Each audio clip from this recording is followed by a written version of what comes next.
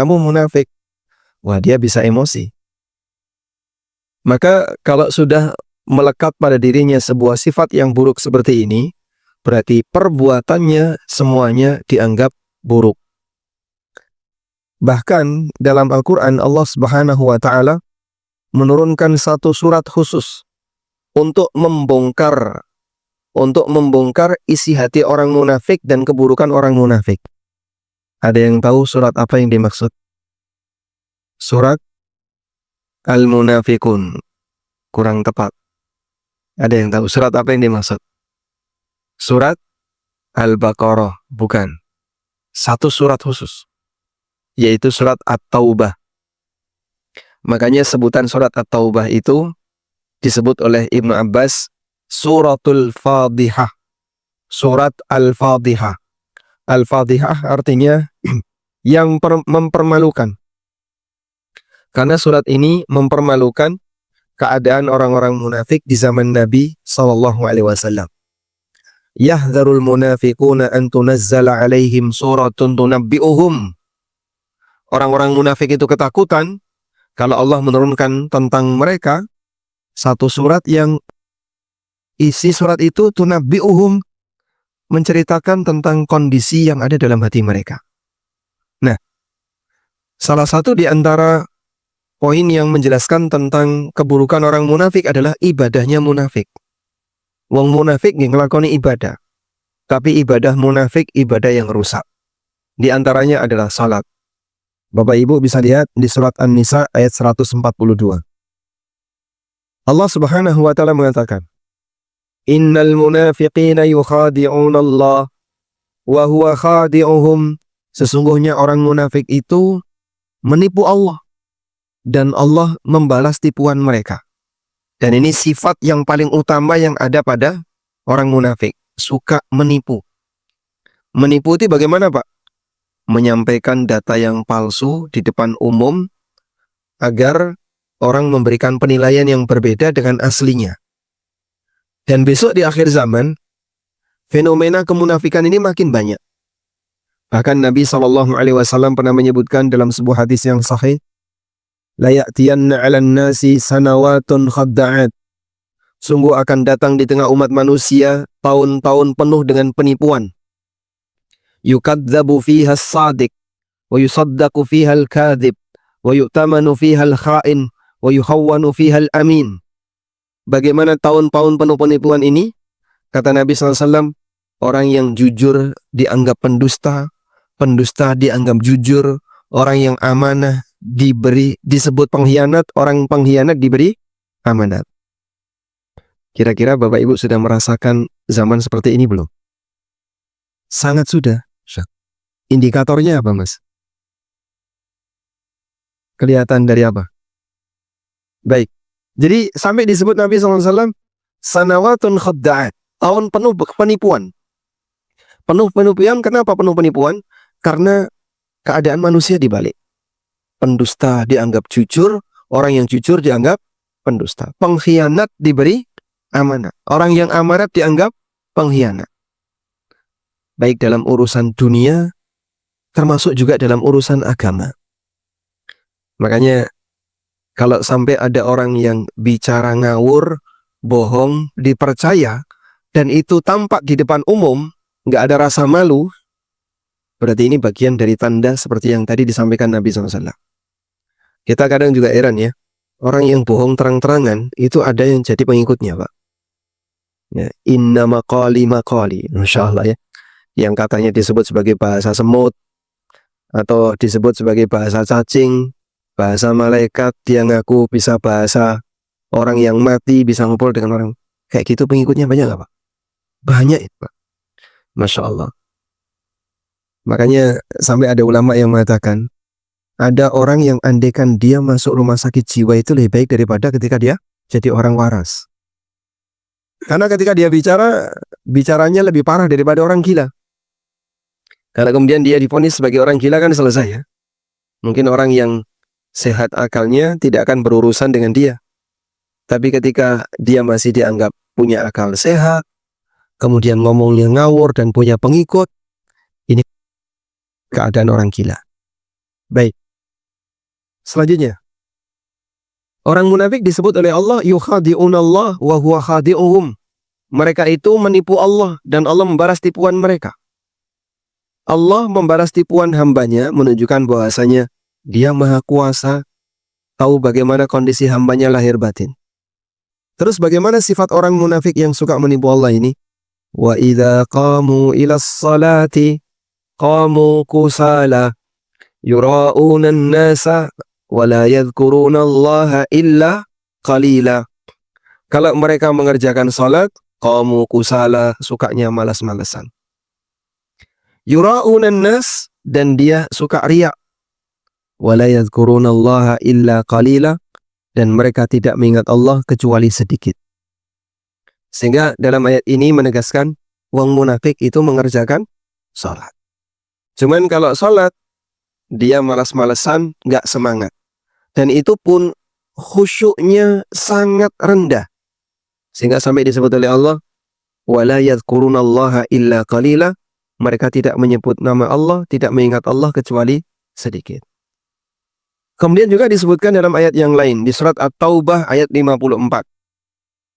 Allah Subhanahu wa taala berfirman, وَمَا مَنَعَهُمْ أَن تُقْبَلَ مِنْهُمْ نَفَقَاتُهُمْ إِلَّا أَنَّهُمْ كَفَرُوا بِاللَّهِ وَبِرَسُولِهِ وَلَا يَأْتُونَ الصَّلَاةَ إِلَّا وَهُمْ كُسَالَى. Tidak ada yang menghalangi infaknya orang munafik itu ditolak oleh Allah selain karena mereka kufur kepada Allah, dan kalau mereka melaksanakan salat mereka malas-malasan. وَلَا يُنْفِقُونَ إِلَّا وَهُمْ كَارِهُونَ. Dan kalau mereka mengeluarkan uang untuk infak, mereka itu berat, mereka karihun, mereka nggak suka. Ini ada di surat At-Taubah ayat 54. Kemudian juga Allah kasih peringatan di ayat yang lain. Fawailun lil musallin alladzina hum an salatihim sahun. Cilaka wong-wong sing salat. Seperti apa Pak orang salat yang celaka itu? Alladzina hum an salatihim sahun, yaitu orang yang lalai ketika salat. Nah, ini semuanya menjelaskan tentang kondisi buruk yang dilakukan oleh orang yang ibadah tapi nggak serius. Maka kalau kita buat kesimpulan umum Bapak Ibu, sebelum kita kasih rincian tentang sifatnya orang munafik ketika salat, Allah perintahkan kita untuk ibadah. Allah perintahkan kita untuk salat, dan di saat yang sama nek awakmu nglakoni ibadah, nek awakmu nglakoni salat kudu sing serius. Allah perintahkan kita untuk ibadah, dan di saat yang sama Allah perintahkan agar kita serius ketika ibadah. Sebab ibadah kalau nggak serius justru akan lebih dekat kepada dosa daripada mendapatkan pahala. Makanya dalam ibadah itu kita tidak boleh punya prinsip yang penting aku wis ngelakoni. Bukan yang penting wis ngelakoni, tapi ketika ngelakoni juga harus serius. Sebab ibadah kalau nggak serius justru lebih dekat kepada dosa.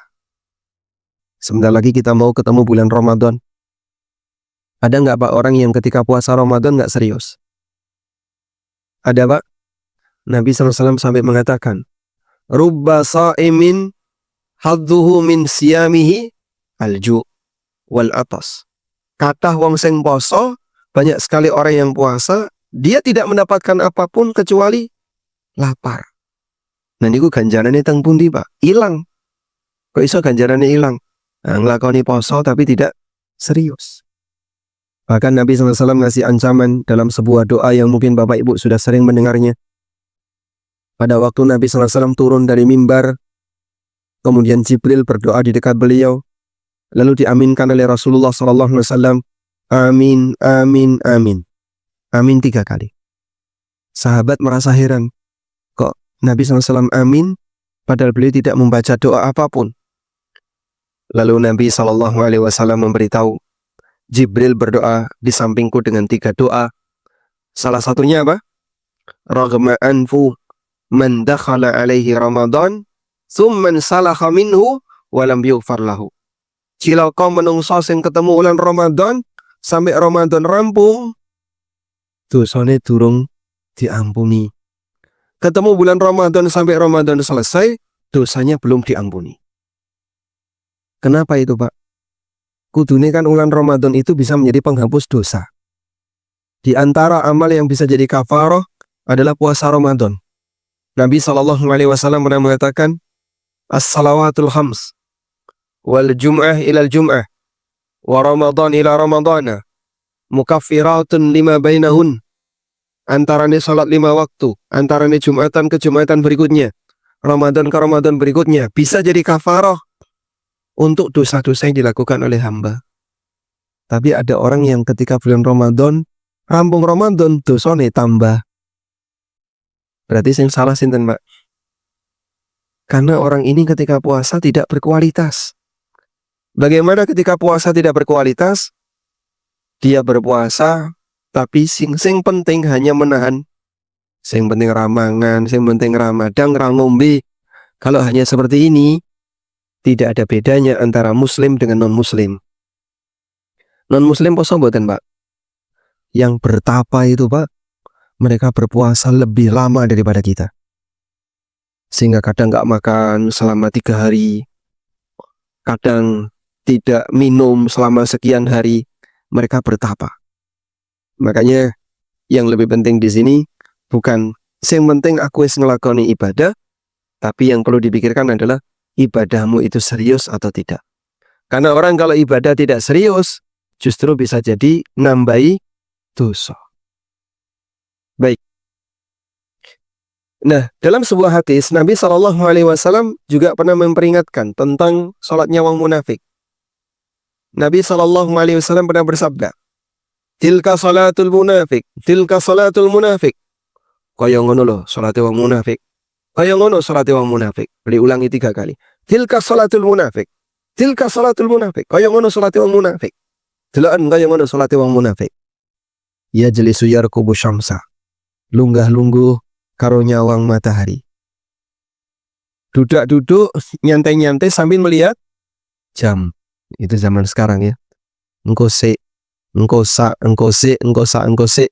to, sik jam 5. Engko sik setengah 6. Dolanan manuk dhisik. Akhirnya ngabur doro, nggih. Belum salat asar sampai ketika matahari mendekati mau tenggelam. Engko sik nanti dulu. Hatta idza kanat baina qarnai syaitan. Sampai ketika matahari itu sudah mendekati tenggelam, qama fanaqara arba'an, barulah dia ngelakoni salat dan mematuk sebanyak 4 kali. La yadhkurullaha fiha illa qalila. Dia tidak ingat Allah kecuali cuma sebentar. Hadis ini sahih, riwayat Muslim. Nah, ini juga menunjukkan bagaimana buruknya salat orang munafik. Dari semua dalil yang tadi kita sebutkan, sekarang coba kita rangkum bagaimana sifat salat orang munafik. Yang pertama, orang munafik itu punya sifat ketika salat kusala, suka malas-malesan. Ngelakoni salat tapi dengan cara malas-malesan. Wa idza qamu ila sholati qamu kusala. Wa munafik narikane ngelakoni salat malas-malesan. Makanya kita kalau salat jangan sampai malas-malesan, Pak. Saya bacakan di sini keterangan Ibnu Abbas radhiyallahu anhu. Kadang nyuwun sewu nggih, ada sebagian orang ketika salat itu ngantuk, angop.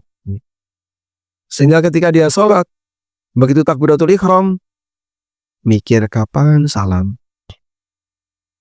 Terutama besok ya, pas tarawih. Mulai rakaat pertama, bolak-balik ndelok jam. Ini kapan witir, wis 8:30 kok durung witir. Akhirnya gimana? Mungkin jasadnya ada di masjid, tapi hatinya benci dengan apa yang dia kerjakan. Kalau seperti ini, saya boleh saran, mending rasa sholat. Karena dengan kebencian dalam hatinya ketika dia memaksakan diri untuk sholat tarawih itu, bisa jadi orang ini berdosa. Sebab dia nggak suka. Ketika dia ngelakoni sholat itu dalam kondisi nggak suka. Kalau sholat isya'nya, walhamdulillah, aman ya. Mungkin dia sholat isya' dengan baik, tidak gerundel, tidak ngerutu. Tapi ini imamnya kedawan ya, Termasuk sholat isya kok kedawan mas, hari isya kok sek terawih.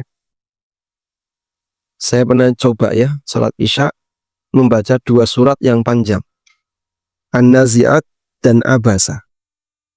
Begitu selesai salam, takmirnya langsung menghampiri. Kalau bisa jangan panjang-panjang. Wah, saya mau baca surat Al-Baqarah ya Pak. Jadi orang tuh tidak terima ketika diajak sholat terlalu panjang. Nah biasanya rampung jam pinten tengeri Pak. Jam 8:30 itu sudah mentok mas, paling terakhir 7:30. Sekarang kalau setelah sholat isya itu hampir jam 8. Berarti sholat tarawih cukup setengah jam. Ketambahan 5 menit Pak, protes. Mong 5 menit. Itu protes. Padahal kalau orang selesai sholat tarawih ngapain Pak? Ngobrol. Ngobrol itu 5 menit. Sebentar atau lama? Ngobrol 5 menit. Nggih, baru mukadimah itu. Belum masuk ke isi. Sehingga kadang orang cuman diajak ketambahan 5 menit, ketambahan 10 menit. Itu sudah komentar. Biasanya setengah songo wis rampung witir, kok setengah songo durung witir. Itu mungkin kadang bolak-balik lihat jam. Orang merasa nggak betah. Wa idza qamu ila sholati qamu kusala. Mereka nalikane salatnya sambil malas-malasan. Kata Ibnu Abbas radhiyallahu anhu, yukrahu ayyakuma ar-rajulu ila sholati wa huwa kaslanu. Makruh bagi orang yang ketika melakukan salat dalam keadaan malas-malasan. Sehingga ketika salat rasanya berat, itu bisa jadi lebih dekat kepada dosa. Berarti orang ini nalikane salat padha karo wong munafik. Wong munafik itu punya sifat seperti ini. Ketika sholat, dia sholat dalam keadaan malas-malasan. Walakin yakumu ilaiha talqal wajhi. Namun seharusnya orang mukmin itu kalau sholat dalam keadaan wajahnya semeringah, azimar raghbah, penuh harapan, syadidal farah, dan penuh dengan kegembiraan. Fa innahu yunajillaha ta'ala. Karena dia sebentar lagi mau bermunajat dengan Allah, mau ketemu Allah Subhanahu wa Ta'ala. Ketemu yang seperti apa Pak? Ketika jenengan itu merasa bahagia. Ketemu siapa yang membuat jenengan itu bahagia Pak? Ketemu bojo atau ketemu konco? Nggih? Yen sewu. Bapak merasa bahagia ketika rasanya kok berat arep menjawab. Orang ketika dia bahagia, kalau dia ketemu orang yang dia cintai. Misalnya ketemu istrinya, ketemu anaknya mondok suwe, bapak era ketemu. Ketika sampai di pondok jengun anaknya, seneng nggak Pak? Seneng. Sehingga yang seneng ketika penjengukan itu tidak cuma anak. Alhamdulillah bapak datang, ibu datang menjenguk saya. Tapi wong tuanya ya melu seneng. Seneng karena dia ketemu anaknya yang dia cintai. Apalagi kalau anaknya berprestasi. Kita kalau ketemu orang yang kita cintai, pengennya gimana? Nek iso lama, sing suwe, sehingga bisa ngobrol lama. Karena kita ketemu dengan orang yang kita cintai. Tapi kalau ketemu dengan yang tidak kita sukai, biasanya buang muka, ojo suwe-suwe. Sehingga kalau bisa begitu ketemu selesai langsung pulang. Nah, bukti bahasanya dalam hati kita tidak ada pengagungan yang besar dan rasa cinta yang besar kepada Allah. Di antaranya adalah kita kalau sholat malas-malasan. Makanya Bapak Ibu yang dimuliakan Allah, bahaya kalau sampai ada orang yang sholat, tapi ketika dia sholat, dia selalu berpikir kapan selesai. Berarti orang ini ketika sholat dalam keadaan nggak suka. Ibnu Abbas mengingatkan, nek sholat jangan kayak gitu. Apalagi kalau sholat anggap. Makanya jangan sewu nggih. Mungkin ibu-ibu kalau sholat di rumah, sholat isya. Biasanya jenengan kalau sholat isya jam berapa? Engko sik Mas nonton sinetron dhisik. Kira-kira jam 09.00 gek sholat. Jam 09.00 gek sholat, wis ngantuk. Nek wis ngantuk, akhirnya ketika sholat angop, angop. Seneng menguap. Kalau seperti ini, ya sudah, besok lagi jangan diulangi. Kerjakan sholat di saat kamu masih seger badanmu. Kerjakan sholat di saat kamu masih serius untuk bisa ibadah. Sudah mulai ngantuk ke ibadah, maka yang terjadi adalah orang itu ketika melakukan ibadah, dia nggak betah. Baik. Selanjutnya, sifat yang kedua dari sholatnya orang munafik adalah suka menunda-nunda waktu hingga dikerjakan di akhir waktu. Yang tadi disinggung oleh Nabi SAW. Yajlisu yarkubu syamsa. Mengunggah-lungguh karunya wang jam. Melihat ke arah matahari. Kalau dulu lihat ke arah matahari, kalau zaman sekarang lihat jam. Engkosik, engkosa, engkosik, engkosa, engkosik. Sampai dia kerjakan di akhir waktu. Dan itu dilakukan tanpa uzur. Alhamdulillah kalau masyarakat Jogja masih bisa lebih aman. Kadang saya kalau dapat cerita kaum muslimin yang ada di Jakarta itu mesak nih Pak. Pulang kerja jam 5 itu keluar kantor. Sampai rumah jam 9, jam 10. Terus sholat isya'i gimana? Ya enggak tahu. Kadang di tengah kemacetan sehingga dia nyetir sendiri atau pakai bis jemputan, sementara kendaraannya tepat di tengah-tengah kerumunan kendaraan, macet, nggak bisa turun, mau wudhu juga nggak bisa, mau sholat ini tidak menghadap kiblat, hanya bisa duduk, bingung. Itu kalau terjadi cuma sehari, 2 hari dalam setahun, atau dalam sepekan, atau dalam sebulan, bolehlah kita sebut uzur. Bendino ya Pak. Seperti ini apa? Tiap hari. Akhirnya gimana? Mereka hanya tinggal 4 waktu. Subuh, zuhur, terus asar, isya. Tidak ada maghrib. Tapi kan saya sholat maghrib. Sholat maghribnya kapan? Ya pas isya. Berarti jamak tiap hari. Dari mulai Senin sampai Jumat, jamak terus. Tumun betul Pak, jamak kok tiap hari Pak? Nggak ada ya. Kalau uzur seharusnya gimana? Sesekali. Tapi orang ini jamaknya tiap hari. Makanya kalau sampai seperti ini, dia harus mengkondisikan diri. Alhamdulillah kaum muslimin kalaupun sak macet-macetnya Jogja masih bisa sholat tepat waktu. Tapi kalau sudah di kota-kota besar seperti Jakarta, nggak tahu kalau Surabaya ada nggak seperti itu. Orang akan mengalami situasi seperti ini. Oleh karena itu, dilarang menunda waktu sholat tanpa uzur. Menunda waktu sholat tanpa uzur termasuk di antara dosa besar. Sebagaimana sifat yang terjadi di kalangan orang munafik. Mereka kalau sholat, suka nunda-nunda. Hanya untuk bermain, hanya untuk sesuatu yang tidak ada manfaatnya. Baik. Selanjutnya, orang munafik itu kalau sholat, cepat. Yang dikatakan oleh Nabi SAW, qama fanaqara arba'an. Dia sholat dan mematuk 4 kali. Saking cepatnya sampai digambarkan Nabi SAW seperti mematuk 4 kali. Mematuk 4 kali ini maknanya apa Pak? Nggih? Rukuk sujudnya cepat. Ada nggak Pak orang yang bangga ketika sholatnya cepat Pak? Banyak sekali Pak. Bahkan sampai dipamerkan untuk mengejar rekor muri. 21 rakaat 7 menit peletas. Ini apa-apaan? Senam po sembahyang. Karena dia berpikir ini kan dalam rangka untuk meringankan beban jamaah.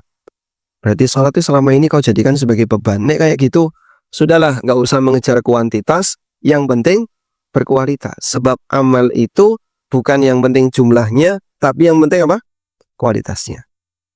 Alladzi khalaqal mauta wal hayata liyabluwakum ayyukum ahsanu amala. Ialah zat yang menciptakan kematian dan kehidupan untuk menguji siapa di antara kalian yang terbaik amalnya.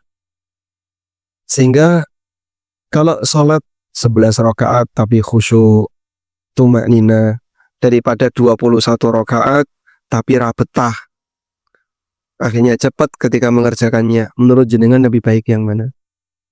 Ya. Makanya sholatnya Nabi SAW rata-rata tiap malam 11 rakaat. Tapi berkualitas Pak. Sehingga kadang beliau membaca surat Al-Baqarah sampai selesai. Kadang membaca surat Ali Imran ditambah dengan surat An-Nisa. Dan itu cukup lama. Karena itu tidak boleh sholat terlalu cepat, apalagi mohon maaf kalau sampai tidak tumakninah. Coba saya bacakan riwayat berikut ini. Hudzaifah Ibnul Yaman pernah ketemu orang yang ketika sholat gerakannya cepat, seperti ayam mematuk. Akhirnya selesai sholat, ditanya sama Hudzaifah, sejak kapan kamu sholat seperti ini? Kemudian orang ini mengatakan, arba'ina sana, kurang lebih 40 tahun. 40 tahun kan berarti umurnya sekat limo, ya. Kalau dihitung dari umur 15, berarti kurang lebih usia dia 50-an. Saya sholat seperti ini selama 40 tahun. Apa kata Hudzaifah? Ma shallaita mundu arba'ina sana. Berarti selama 40 tahun sholatmu batal. Walau mutta wa anta tusalli hadhihi shalah la mutta ala ghairi fitrati Muhammadin sallallahu alaihi wasallam. Nek sampai awakmu mati kok sholatmu yang ini, berarti kamu mati tidak berada di bawah ajaran Nabi Muhammad sallallahu alaihi wasallam. Dan saya pernah ketemu Pak, orang yang seperti ini di usia beliau yang cukup tua. Waktu itu saya sempat kenalan, jenengan Yusuf pinten, 70 sekian tahun. Itu ketika sholat, dia rukuk tapi melambung. Masya Allah, rukuknya sambil melambung ya. Ketika i'tidal belum jejek, terus medun. Akhirnya ketika rukuk nggak rukuk, ketika i'tidal nggak i'tidal, terus dia sujud. Begitu sujud, nutul langsung tangi. Kok bisa? Ya, karena dia terlalu cepat. Dan menurut dia, aku wis mau copeng telu. Mau copeng telu itu dalam posisi ketika bergerak turun. Subhanarabbiyal a'la, subhanarabbiyal a'la, subhanarabbiyal a'la, tul tangi. Sehingga dia membaca subhanarabbiyal a'la cepat dan itu dilakukan sebelum sujud sempurna. Ya, dia bergerak turun. Subhanarabbiyal a'la, subhanarabbiyal a'la, subhanarabbiyal a'la. Ya nutul, ya batal nutul. Begitu nutul langsung tami.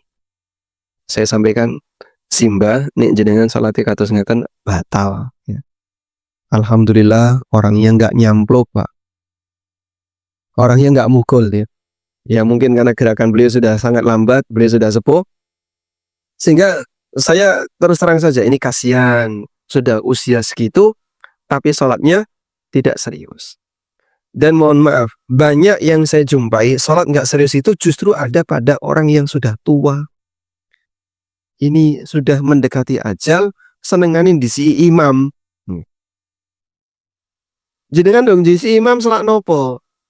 Arep mulai, ya kabeh mulai. Sehingga imamnya itu belum rukuk, Pak. Dia sudah siaga wis medun saitik ngeten nggih, Pak.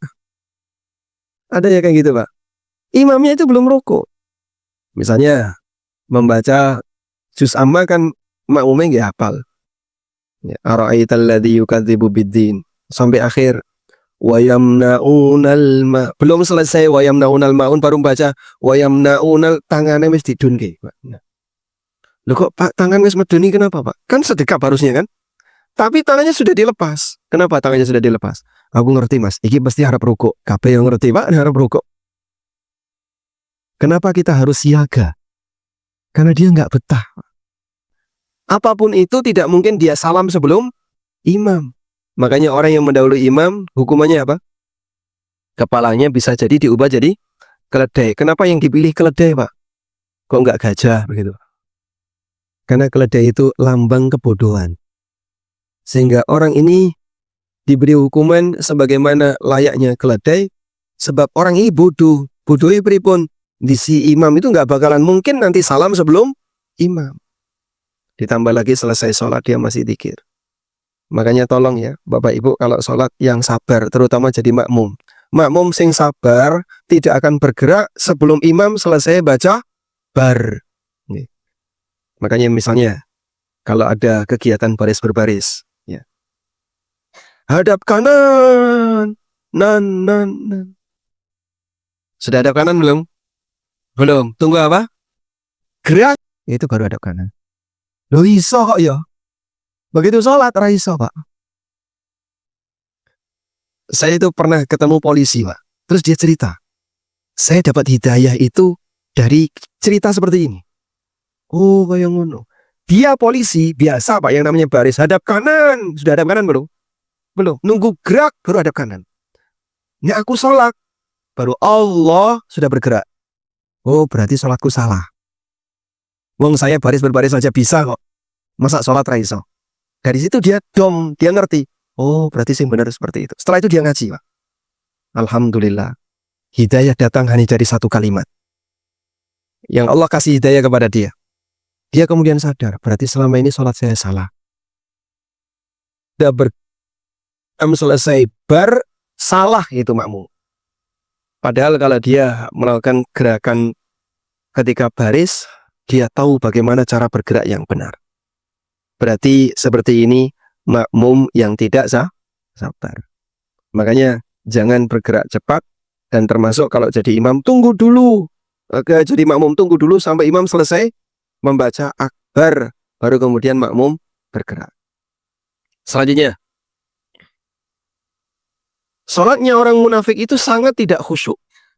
Sangat tidak khusyuk gimana Pak? Tidak ingat Allah kecuali sebentar.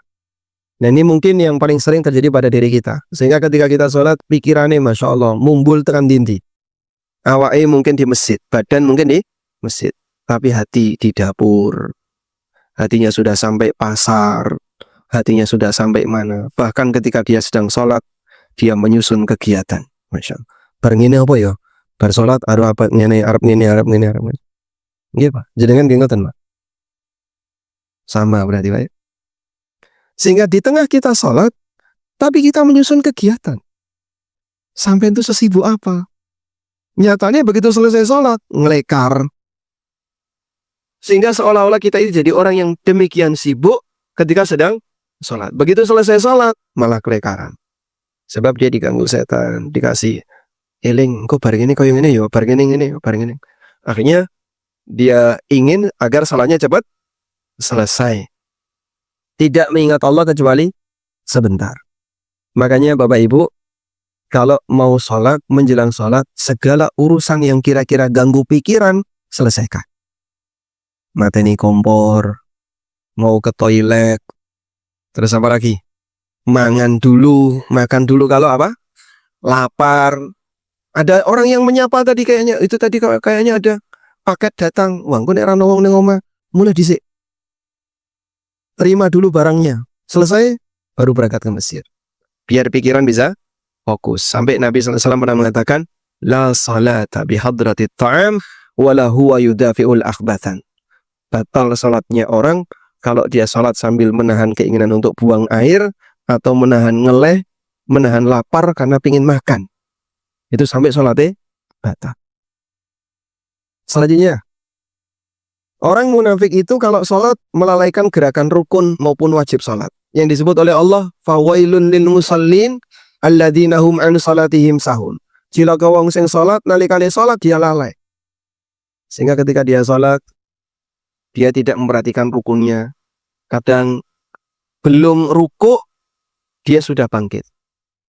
Sampai disebut oleh Nabi SAW, aswa'un nasi sariqatan alladhi yasriku fi salatihi. Maling sing paling elek, maling nalikane salat. Maling nalikane salat itu gimana? Ya Rasulullah, alladhi la yutimmu ruku'ahu wa la sujudah. Yang tidak menyempurnakan rukuk dan sujudnya. Sehingga dia mengurangi kadar salat. Rukuk itu gimana Pak? Punggung lurus sempurna. Wong durung mendarat wis tangi kok. Mindun gaweni Mas. Mindun gaweni gimana? Lo kan baru rukuk langsung sujud. Maka daripada nanti bangkit mending wis ning ngisor ya sisan medun ya. Salatnya sampean batal. Kadang ketika iktidal durung tangi jejeg, dia sudah turun. Ada nggak pakai gitu Pak? Belum berdiri sempurna sudah turun. Banyak sekali. Ini apa-apaan? Maka kalau bisa, sabar. Sehingga sholat itu butuh sabar. Ya ayyuhalladzina amanu sta'inu bis sabri was salat. Orang kalau punya masalah disuruh sabar dan sholat. Dan sholatnya juga butuh sabar. Wa'mur ahlaka bis salati wastabir alaiha. Perintahkanlah keluargamu untuk sholat dan bersabar ketika sholat. Sebab sholat sendiri itu butuh sabar. Ane sibuk ya Pak. Nah, berarti kalau begitu selesaikan dulu tugas jenengan yang kira-kira tidak menghalangi pikiran, sehingga nanti ketika sholat bisa lebih fokus. Selanjutnya, orang kalau sholatnya orang munafik itu kalau sholat dia suka pamer Pak. Dikatakan oleh Nabi SAW, yura'unan nasa wala yadhkurunallaha illa qalila. Senengane riya wala yadhkurunallaha illa qalila, dan dia tidak ingat Allah kecuali sebentar. Ketika sholat tapi seneng riya, seneng pamer. Jadi aku ya pengen mulai tapi isin karo Pak Imam. Engko nek digerenengi Pak RT pripun? Nek ra teko traweh, ra teko ini. Sehingga mungkin dia nggak betah, tapi dia nggak beranjak dari tempat sholatnya. Karena takut, karena ketua takmir. Engko nek aku metu dhisik, didarani ketua takmir A, B, C, isin. Maka dia ketika sholat sambil riya. Gimana Pak itu kira-kira sholatnya Pak? Wallahu a'lam. Maka yang terakhir Bapak Ibu, kami kasih sebuah pesan ya. Karena sholat ini bermunajat kepada Allah, lakukanlah dengan serius, fokus, berharaplah pahala yang besar di sisi Allah Ta'ala, terutama besok mendekati Ramadan. Ramadan itu ada 2 ibadah utama. Siang harinya kita siam, malam harinya kita qiyam. Qiyam ini apa? Qiyamul lail. Perlu dipaksa untuk belajar jadi orang yang nurut ketika sholat. Sehingga lawan rasa malas, sebab malas itu penyakitnya wong munafik. Duh, jari ini turune wong poso ini ibadah Pak. Jari ini sopo. Gak benar itu. Tidak ada ulama yang senang tidur. Semua ulama tidurnya terbatas. Imam Syafi'i kalau Ramadan khatam 2 kali. Siang sekali, malam sekali. Khatam 30 juz loh Pak, bukan juz 30 Pak. Karena tidurnya sebentar. Ya, maka mudah-mudahan dengan modal serius ketika salat, Allah Subhanahu wa Ta'ala bisa memberikan kita ampunan dosa. Siang dosa kita gugur dengan puasa, malam dosa kita gugur dengan qiyamul lail. Nek salat yang sabar. Demikian yang bisa kita sampaikan. Saya mohon maaf tidak bisa melanjutkan sampai syuruk. Kurang berapa menit? 10 menit lagi. Nanti dilanjutkan Pak Imam insya Allah ya. Karena kereta saya jam 7 Kak. Baik, demikian. Wassallallahu ala nabiyyina Muhammadin wa ala alihi wa sahbihi wasallam. Wa akhiru da'wana alhamdulillahi rabbil alamin. Wassalamualaikum warahmatullahi wabarakatuh.